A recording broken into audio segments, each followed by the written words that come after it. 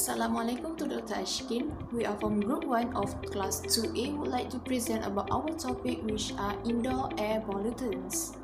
First of all, let me introduce my group members. We consist of 4 members, which are Muhammad Arif, IZZAH SAHIRA, NABILAH, and KHAIRUNRAUHAH. Before we explain furthermore about indoor air pollutants, allow me to explain briefly about this topic. Since before the disease outbreak, about 90% of our time are spent inside the buildings. Many people think by staying at our home, we are free from any environmental issue. However, people are unaware that large amount of time spent indoors will increase our health risk due to indoor air pollutants. What are these indoor air pollution?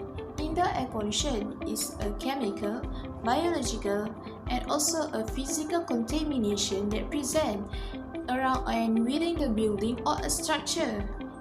In some developing countries, the use of biomass that contains particulate matter, carbon monoxide, and also formaldehyde contributes to their indoor air pollution. Industrialized countries are no exception with these issues, since substances like asbestos and radon are part of the pollutants. It became a public concern since some of the people experience sick building syndrome when they spend a lot of their time inside a well-sealed buildings. Serious health impact might be faced by people if they doesn't care about this environmental issue. I will pass to my friend to explain about the source of pollution. Next, we will go to source of pollution and pollutant species. There are many sources that can lead to indoor air pollution. One of the sources is paint. Paint are commonly used in household products. Usually, new paint contains VOCs and can be off gas for quite a long time. Next is kitchen stove. Carbon monoxide levels in poorly ventilated kitchens tend to grow very quickly, exceeding the permissible carbon monoxide levels. The color of the flame can serve as a sign of the severity of the condition. Then, cleaning products. Household cleaning items containing destructive synthetic compounds such as liquor, chlorine, ammonia, or oil-based solvents.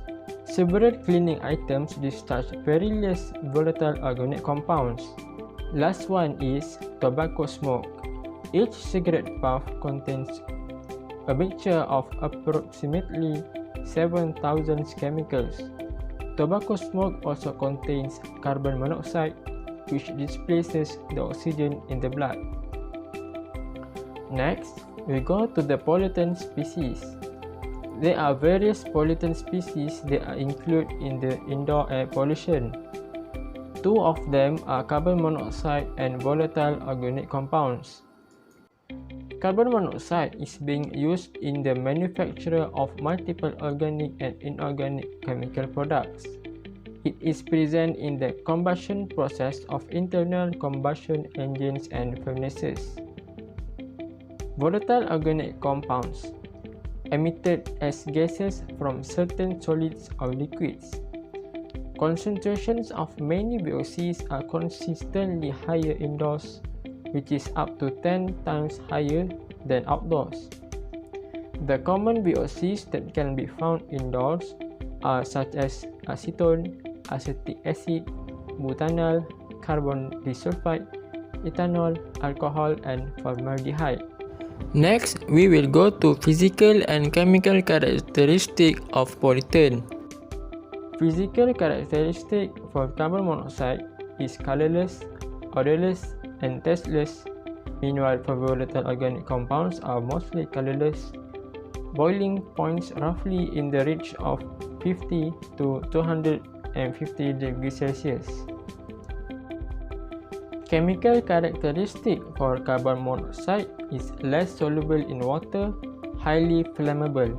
Meanwhile, for volatile organic compound, the chemical characteristic are varied for each compound, such as for toluene is insoluble in water, and for formaldehyde is a very water soluble. Now, let's take a look at the fate and transport of carbon monoxide and volatile organic compounds in the environment. It can happen either from indoor environments to outdoor environments or from outdoor environments to indoor environments. Carbon monoxide. Carbon monoxide is well known as a common gas produced in buildings like homes. Carbon monoxide produced by the incomplete combustion of fuels. For example, water heaters, gas stoves, space heaters and dryers can be sources of carbon monoxide. Carbon monoxide is present in the air unknowingly since carbon monoxide is an odorless, colorless and toxic gas.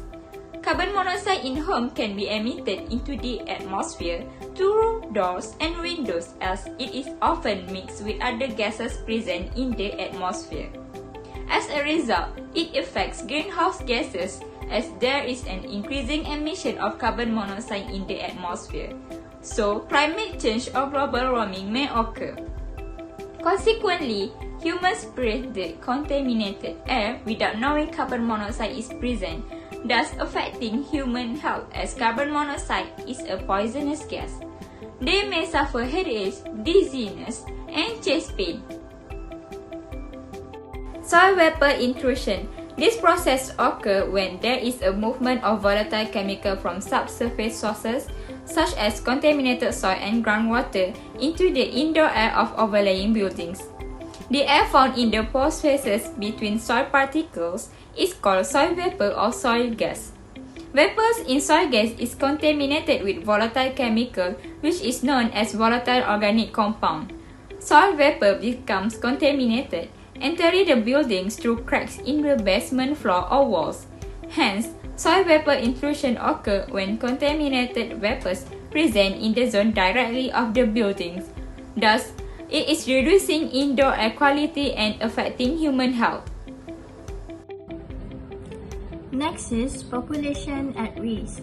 The risk of air pollution on individual well-being fluctuates broadly, relying on age, their hidden well-being, where they live, and other reasons.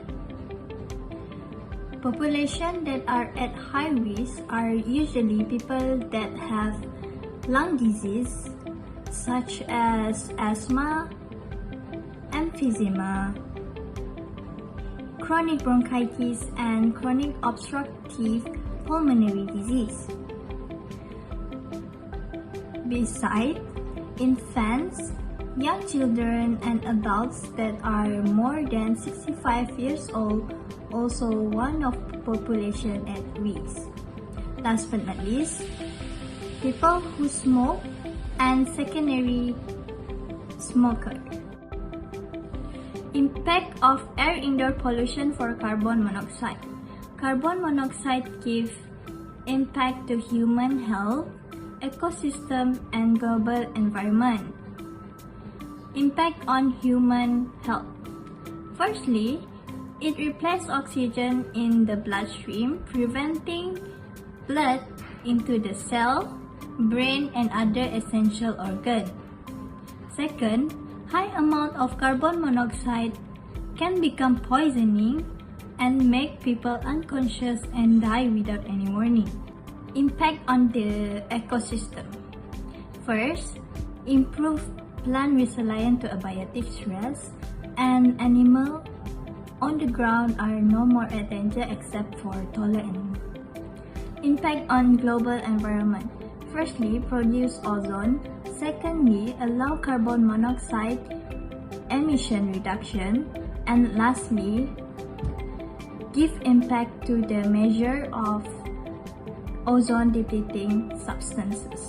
Impact of indoor air pollution for volatile organic compounds. For human health, it can irritate the eyes, nose, and throat, also can cause tumor growth. For the ecosystem, it can encourage plant disease and prevent reproduction. And as for the animal, especially in dogs and cats, it can irritate their eyes, nose, and throats. And last but not least, impact of VOC in global environment is producing ozone. How to control the indoor air pollution? First and foremost, source control. Humans are being exposed to poor air quality every day. For example, gas stoves release harmful contaminants including carbon monoxide. In order to control the source, it can be adjusted by reducing the amount of emission produced from gas stoves. Next, use cooking ventilation by turning it on to help filter out the air even more. Secondly, use air cleaner. It helps in reducing the source of pollutants, including particulate and gaseous pollutants. Air cleaners also help in neutralizing the unpleasant odor caused by off-gassing odor, such as from volatile organic compound. Next, natural ventilation. It can reduce the pollutants that are indoors by allowing the fresh air to enter directly into the indoor living spaces. Moreover, it helps in controlling room temperature, replenishing oxygen, and removing harmful airborne pollutants. Lastly, using a dehumidifiers. Indoor air quality is heavily influenced by humidity. High level of humidity is contributing to the growth of molds and bacteria. The purpose for having dehumidifiers at home is to reduce the moisture level between 35% to 50%. All the valuable things such as books, sports collections, and other materials can be protected. Therefore, all these ways are need to be done in order to improve indoor air quality, thus avoiding from getting any sickness that comes from indoor air pollution. So, indoor air pollution is a global problem as bad as outdoor air that contributes to human disease.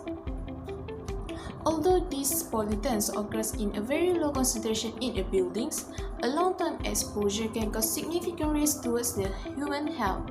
It is crucial to maintain a good indoor air quality as the air we breathe is essential to our life.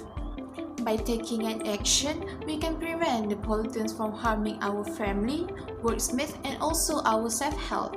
That's all from our team for the topic indoor air pollutants. These are some references we use to complete our work. Thank you.